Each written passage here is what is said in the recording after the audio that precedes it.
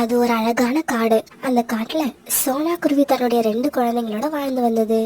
தன்னோட கணவர் இறந்ததுக்கு அப்புறம் தங்களுக்குன்னு சொந்தமா இருந்த வயல்ல ராப்பகலா பாடுபட்டு சோனா குருவி இப்போ ஒரு நல்ல நிலைமைக்கு வந்து தன்னோட குழந்தைங்களை ரொம்பவும் சிறப்பான முறையில வளர்த்துக்கிட்டு இருந்தது. அதே காட்டுல காலுக்காகவும் கோரிக்காகவும் அப்படிங்கிற பேர்ல 2 திருட்டு காகங்கள் வாழ்ந்து வந்தாங்க. ரொம்பவும் சோம்பேறியான இவங்க அடுத்தவங்க வீட்டுல இருந்து உணவு திருடி அதை சாப்பிட்டே தங்களோட காலத்தை ஓட்டிக்கிட்டு இருந்தாங்க. சோனா குருவி வீட்டுல இருந்து எப்படியாவது பழங்களை திருடிட்டு வந்து சாப்பிடணும்னு இவங்களுக்கு ரொம்ப நாளா ஒரு ஆசை. ஏன்னா சோனா குருவி தன்னோட வீட்டு வாசல் கதவை எப்பவுமே உள்பக்கமா தாப்பால் போட்டு தான் வச்சிருக்கோம். அதனால காகங்கள் எவ்வளவு முயற்சி பண்ணியும் சோனா குருவி வீட்டுக்குள்ள போகவே முடியல. அந்த காகங்களோட ரொம்ப நாள் ஆசை நிறைவேறதுக்கான ஒரு நேரமும் வந்தது. அன்னைக்கு சோனா குருவி தன்னோட வீட்டுக்குள்ள ரொம்பவும் வெப்பமா இருந்தால காத்துக்காக தன்னுடைய வீட்டு ஜன்னல்களை திறந்து வச்சுட்டு தான் குழந்தைங்கள் கூட படுத்து தூங்கிட்டு இருந்தது. இந்த சந்தர்ப்பத்துக்காக காத்திருந்த காலுக்காகவும் கோரிக்காகவும் ஜன்னல் வழியா சோனா குருவி வீட்டுக்குள்ள போயிட்டாங்க. காலுஜி, எவ்வளவு பழங்கள் பாத்தீங்களா? இதுல நிறைய பழங்களை நான் இது வரைக்கும் பார்த்ததே இல்ல. இது எல்லாமே ரொம்ப புதுசு புதுசா இருக்கு. இதையெல்லாம் பாக்குறப்ப இங்கேயே சாப்பிடணும் போல இருக்கு. கோரி, இந்த பழத்துக்கு பேரு ஸ்ட்ராபெரி, இதுக்கு பேரு பீச். அப்புறம் நீ ஆசைப்பட்ட மாதிரி இங்கேயே உட்காந்து சாப்பிட்டா நாளைக்கு காலையில நாம நம்ம வீட்டுல இருக்க மாட்டோம், பருந்து ராஜாவோட அரண்மனையில உள்ள ஜெயில தான் இருப்போம். அதனால பேசாம பழங்களை எல்லாம் மூட்டை கட்டிக்கிட்டு சீக்கிரம் கிளம்பு, இடத்த காலி பண்ணுவோம். அந்த சமயத்துல பக்கத்து காட்டுக்கு ஏதோ ஒரு வேலையா போயிட்டு தன்னோட வீட்டுக்கு திரும்பிட்டு இருந்த புறா சோனா குருவி வீட்டுக்குள்ள காகங்கள் 2 பழங்களை திருடிட்டு இருக்கிறத பாத்துருச்சு. என்ன இது? சோனா குருவியோட வீட்டுக்குள்ள ராத்திரி நேரத்துல இந்த காகங்களுக்கு என்ன வேலை? சோனா குருவி நல்லா தூங்கிக்கிட்டு இருக்கு. ஒருவேளை இந்த காகங்கள் சோனா குருவி வச்சிருக்க உணவை திருட வந்திருப்பாங்களோ? ஆமா ஆமா, அப்படிதான் இருக்கும். இவங்களை கையும் களவுமா உடனே போய் பிடிக்கணும். இப்படி யோசிச்ச புறாவும் ஜன்னல் வழியா சோனா குருவி வீட்டுக்குள்ள போச்சு. காகங்களே, அப்படியே நில்லுங்க, உங்களை எங்கேயும் போக விட மாட்டேன். பழங்களை கீழே போடுங்க. புறா இப்படி திடீர்னு சோனா குருவி வீட்டுக்குள்ள வந்து கத்தின உடனே அதிர்ச்சியான காகங்கள் பழங்களை கீழே போட்டுட்டாங்க. சோனா சோனா, சீக்கிரமா எழுந்துரு. உன் வீட்டுக்குள்ள என்ன நடந்துகிட்டு இருக்குன்னு பாரு. புறா இப்படி வேகமா கத்தின உடனே சோனா குருவி தூக்கம் கலைஞ்சு எழுந்திரிச்சு உட்கார்ந்தது. இந்த காலுக்காகவும் கோரிக்காகவும் உன் வீட்டுல உள்ள பழங்களை எல்லாம் திருடிக்கிட்டு போக முயற்சி பண்ணுனாங்க. நான் இவங்களை கையும் களவுமா பிடிச்சிட்டேன். சோனா, எங்களை தப்பா நினைக்காத. நாங்க எந்த பொருளையும் திருடுறதுக்காக உன் வீட்டுக்கு வரல. உன் வீட்டு ஜன்னல் திறந்து இருந்ததால இந்த ஜன்னல் வழியா வேற எந்த பறவையாவது வந்து திருடிட போறாங்களேன்னு நினைச்சு காவல் காக்கிறதுக்கு தான் நானும் காலுவும் உள்ள வந்து உட்கார்ந்தோம். எங்களை நம்பு. காகங்களே, நீங்க போய் சொல்றீங்க. நீங்க திருடினதை நேரா பார்த்ததுக்கு புறாவோட சாட்சி இருக்கு. அதனால நீங்க தப்பிக்கவே முடியாது. மத்த எல்லா பறவைங்களும் கஷ்டப்பட்டு உழைச்சி தங்களுக்கு தேவையான உணவுகளையும் மற்ற பொருட்களையும் வாங்கி சேர்க்கறாங்க. ஆனா நீங்க 2 பேரும் சோம்பேறித்தனமா அதையெல்லாம் திருடியே வாழ்றீங்க. சோனா, இந்த காலுக்காகத்தையும் கோரிக்காகத்தையும் நாளைக்கு பருந்து மகாராஜா அரண்மனைக்கு அழைச்சுக்கிட்டு போய் தக்க தண்டனை வாங்கி கொடுக்கணும். புறாண்ணா, நாளைக்கு உங்களை அரண்மனைக்கு அழைச்சிட்டு போறப்ப நீங்களும் தயவு செய்து என் கூட வாங்க. கண்ணால பார்த்த சாட்சி இல்லைன்னா பருந்து மகாராஜா தண்டனை கொடுக்க மாட்டாரு. சோனா, எனக்கு இதை விட முக்கியமான வேலை வேற எதுவுமே இல்ல.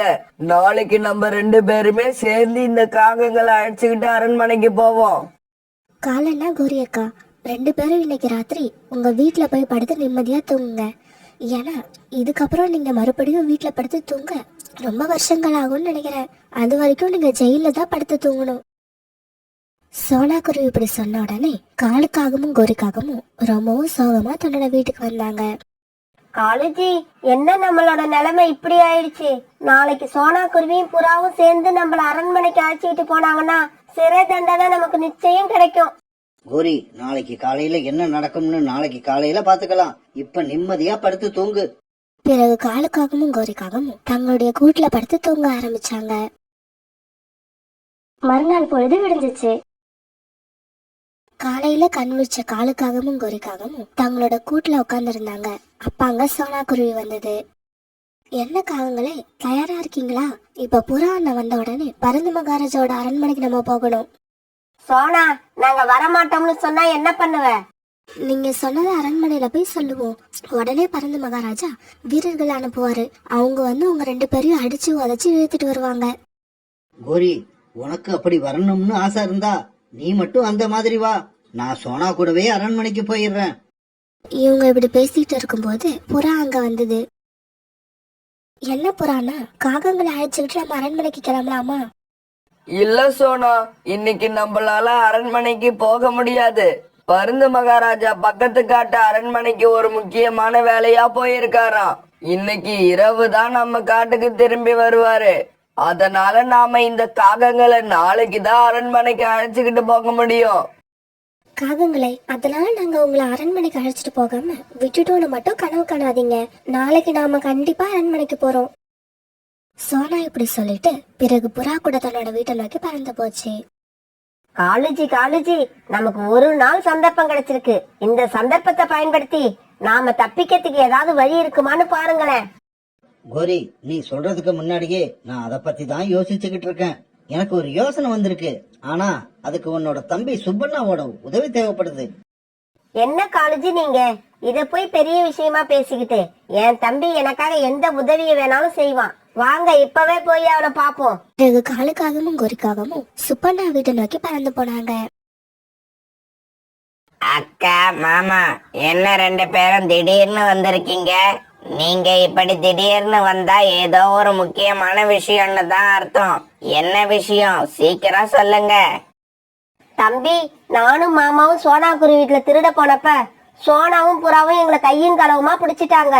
நாளைக்கு எங்களை பருந்து மகாராஜா அரண்மனைக்கு அழைச்சிட்டு போய் சோனா குருவி எங்க மேல புகார் கொடுக்க போகுது. இத நேர்ல பார்த்த புறா தான் நாளைக்கு சாட்சி சொல்ல போகுது. அது சாட்சி சொல்லிடுச்சுன்னா கண்டிப்பா எங்களுக்கு சிறை தண்டனை உறுதி. இதுல இருந்து நானும் உன்னோட மாமாவும் தப்பிக்க நீ தான் எங்களுக்கு உதவி பண்ணணும். என்ன மாமா சொல்றீங்க? கண்ணால பார்த்த சாட்சி இவ்வளவு ஸ்ட்ராங்கா இருக்கப்ப நான் எப்படி உங்களை விடுவிக்க முடியும்? சுப்பண்ணா, நீ எங்களுக்காக வேற ஒண்ணும் செய்ய வேண்டாம். இன்னைக்கு ராத்திரி எங்க காட்டுக்கு வா. வந்து புறாவை எப்படியாவது பிடிச்சி கிட்னாப் பண்ணி உங்க வீட்டுக்கு கொண்டு வந்துரு. கொஞ்ச நாள் அந்த புறா உங்க வீட்லயே இருக்கட்டும். அந்த புறாவை என்ன பண்றதுன்னு அப்புறமா யோசிக்கலாம். இவ்வளவுதானா மாமா? இத நான் பக்காவா செஞ்சு முடிச்சிடுறேன். நீங்க கவலைப்படாம போங்க. ஆனா நீங்க சொல்ற புறாவை நான் இது வரைக்கும் பார்த்ததே இல்லையே. நான் எப்படி அதை அடையாளம் கண்டுபிடிக்கிறது? சுப்பண்ணா, எங்க காட்டுல இருக்கிறதே ஒரே ஒரு புறாதான். அதோட கூடு மட்டும் எங்க இருக்குன்னு சொல்றேன். கரெக்டா அதோட கூட்டுக்கு போய் அதை தூக்கிக்கிட்டு வந்துரு. இதே சமயத்துல புறாவோட அண்ணன் புறாவை பாக்குறதுக்காக அதோடைய கூட்டுக்கு வந்தாரு.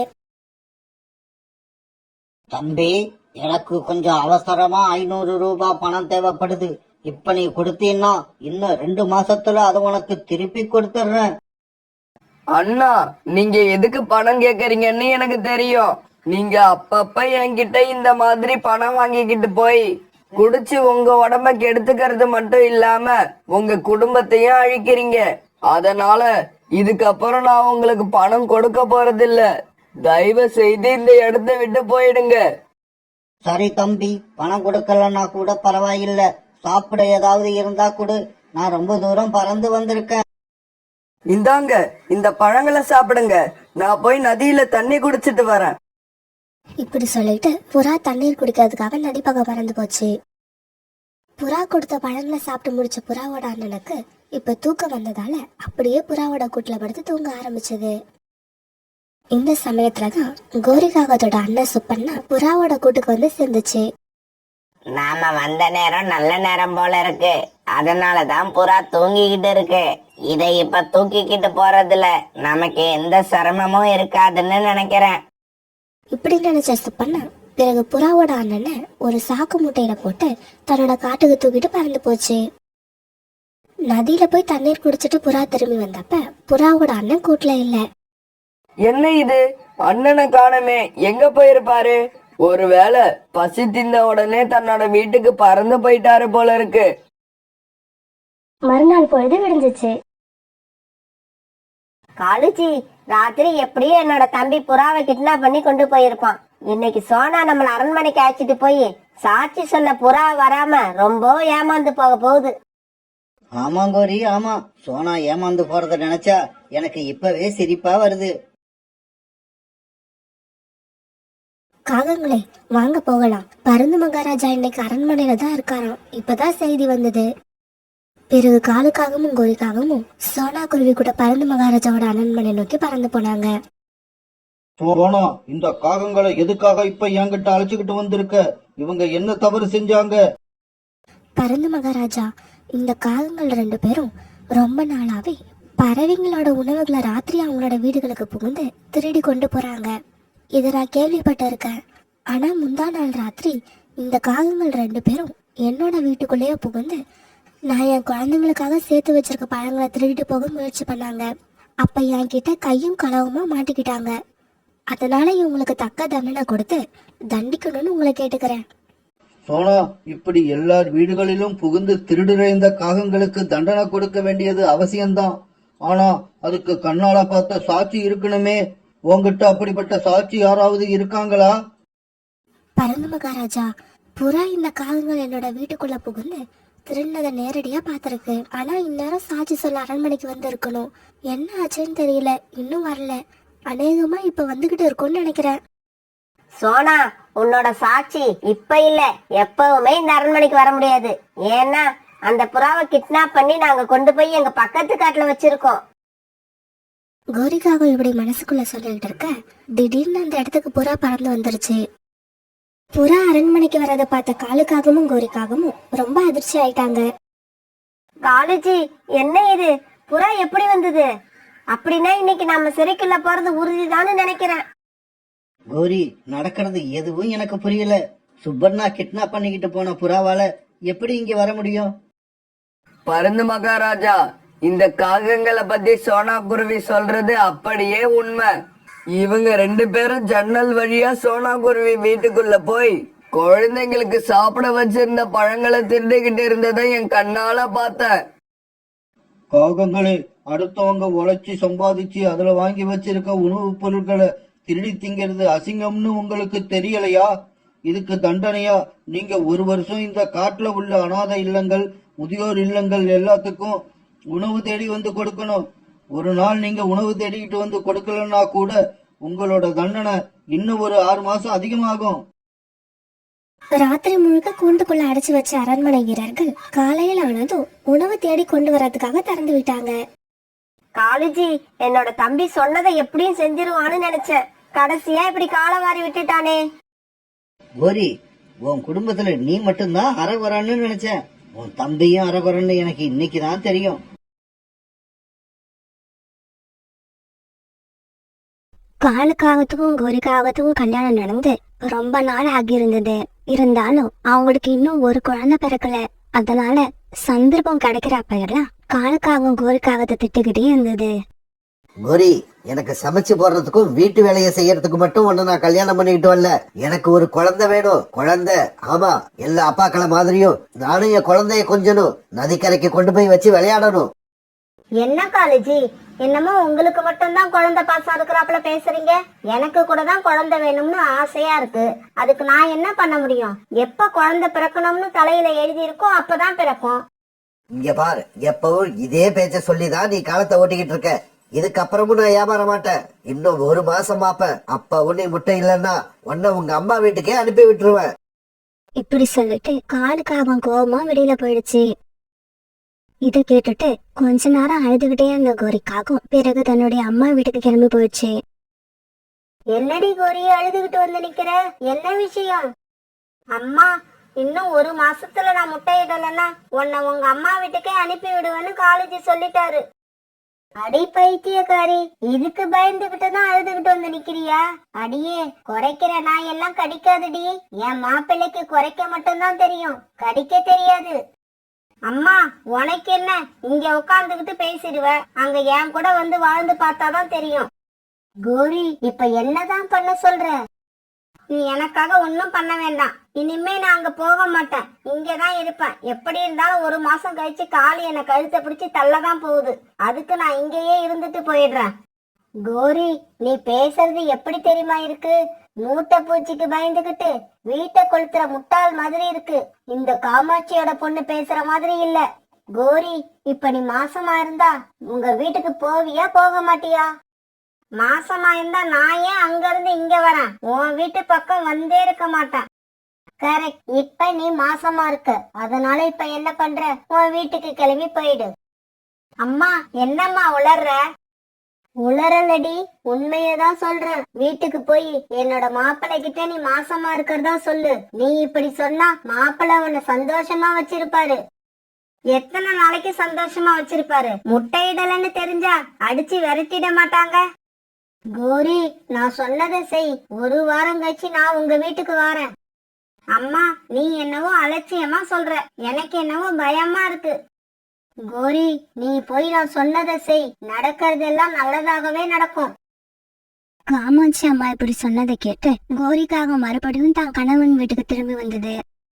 அன்னைக்கு சாயங்காலம் வேலைக்கு போயிருந்த காலுக்காக வீட்டுக்கு திரும்பி வந்தது. கோரி, நீ என்ன உண்மையாவா சொல்ற? ஆமாங்க, நான் என்ன பொய்யா சொல்றேன்? வீட்டுக்கு போன உடனே வாந்தி எடுத்துட்டேன். அப்புறம் அம்மா என் கைய பிடிச்சு பார்த்துட்டு நான் மாசமா இருக்கிறதா சொன்னாங்க. கோரி சொன்னதை கேட்டு காலுக்காக ரொம்ப சந்தோஷமாயிடுச்சு. கோரி, நான் என் வாழ்க்கையில இன்னைக்குதான் ரொம்ப சந்தோஷமா இருக்கேன்.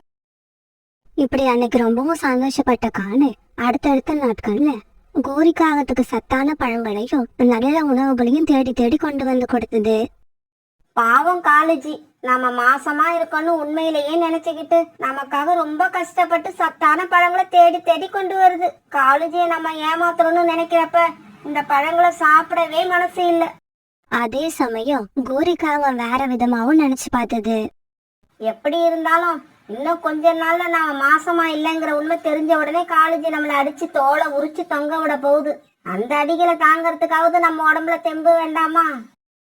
இப்படி யோசிச்ச கோரிக்காக உடனே அந்த பழங்களை சாப்பிட ஆரம்பிச்சது. இப்படியே ஒரு வாரம் ஓடிடுச்சு. ஒரு நாள் காலையிலேயே காமாட்சி அம்மா தான் பொண்ணு கோரியோட வீட்டுக்கு வந்தாங்க. வாங்க அத்தை, வாங்க. கோரி முட்டை இறப்ப நீங்களும் கூட இருந்தா நல்லா இருக்குமேன்னு இப்பதான் நினைச்சேன். நினைச்ச உடனே நீங்க வந்துட்டீங்க. மாப்பிள்ள, நீங்க நினைச்சாலும் நினைக்காட்டியும் நான் வந்தாதான் கோரி முட்டையிடுவாங்கிறது எழுதப்படாத விதி. அதை யாராலும் மாத்த முடியாது.